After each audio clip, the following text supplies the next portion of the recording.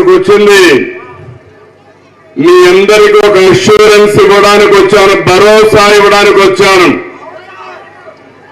నేను 35 ఏళ్లుగా ఎంత అభివృద్ధి చేశానో రాబోయే 5 సంవత్సరాల్లో అంత అభివృద్ధి చేసి మన నియోజకవర్గాన్ని ఒక ఆదర్శ నియోజకవర్గంగా తయారు చేస్తాను. దీనికి ఇప్పటి నుంచే ప్రణాళికలు తయారు చేసుకుంటాం. కానీ ఒక్క విషయం మీరు గుర్తుపెట్టుకోవాలి, ఈ రోజు ఇక్కడ చూసినప్పుడు ముఖ్యమంత్రి గాని వాళ్ళ పార్టీ నాయకులు గాని ప్రతి ఒక్కడు కూడా అబద్ధాలు చెప్పడంలో చాలా గొప్ప వ్యక్తులు, సైకోలు. ఒక్కొక్కరు ఒక్కొక్క ఊరికి ఒక సైకో తయారయ్యాడు. నేను ఆ విషయాలు కూడా మీకు చెప్తాను. నేను అడుగుతున్నాను మిమ్మల్ని అందరినీ, మన నియోజకవర్గంలో ఎప్పుడన్నా రౌడీజం ఉందా తమ్ముళ్ళు అని మిమ్మల్ని అడుగుతున్నా. ఈ రోజు రౌడీజాన్ని తెచ్చారా లేదా అని మిమ్మల్ని అడుగుతున్నా. అంటే ఎక్కడికి తీసుకుపోతున్నారని అడుగుతున్నాను.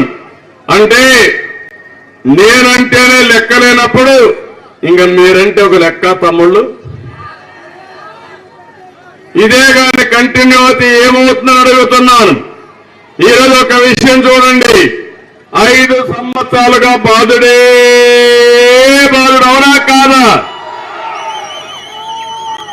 అన్ని ధరలు పెరిగిపోయినాయా లేదా? నిత్యావసర వస్తువుల ధరలు పెరిగాయా లేదా? పెట్రోల్ డీజిల్ పెరిగిందా లేదా? కరెంటు ఛార్జీలు పెరుగుతూనే ఉన్నాయా లేదా? ఆర్టీసీ రేట్లు పెరిగాయా లేదా? పన్నుల భారం పెరిగిందా లేదా?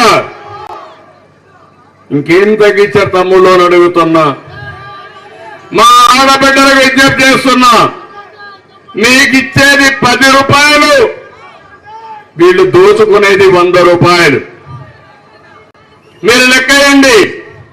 నేను ఒకటి హామీ ఇచ్చాను, నేను 10 రూపాయలు ఇచ్చి వీరితో సమానంగా క్యాష్ ట్రాన్స్ఫర్ ఇచ్చి అందులోనే సూపర్ 6 అన్నా అవి ఇస్తూనే ఆ 10 రూపాయల్ని 100 రూపాయలు చేసే మార్గం చూపిస్తానని మీ అందరికీ హామీ ఇస్తున్నా. అది సంపద సృష్టించడం, అది అభివృద్ధి చేయడం, ప్రజల్ని అప్పుల పాలు చేయడం కాదు, సంపదని విధ్వంసం చేయడం కాదు, అబద్ధాలు చెప్పడం కాదు.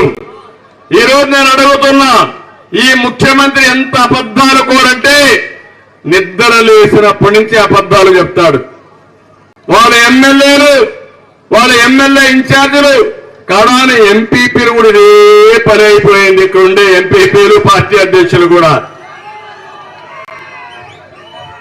అంటే ప్రజా జీవితంలో ఒక ఉదాహరణ నేను ఇస్తున్నా, మీ అందరికి గుర్తుపెట్టుకోండి.